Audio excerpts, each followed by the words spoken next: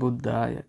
මම ඒරුගැව කීර්තිරත්න වෙදමැදුරේ වෙද මහත්තයා.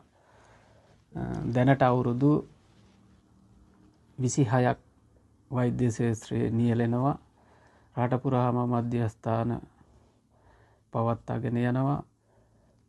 මේ වෙනකොට රෝගියෝ නාමලේඛනයේ 1,89,000ක් විතර රෝගීන් බලලා තියෙනවා. ඒ අතරින් මේ ගෑස්ට්‍රයිටිස් කියන රෝගයට ප්‍රතිකාරයක් වශයෙන් බෙදා හැරීමක් සඳහා බෙහෙත් වර්ග 3කින් සමන්විත පැක් එකක් නිකුත් කිරීමට මම බලාපොරොත්තු වෙන්නේ. මේ 1,89,000ක් විතර බලපු රෝගීන් අතරේ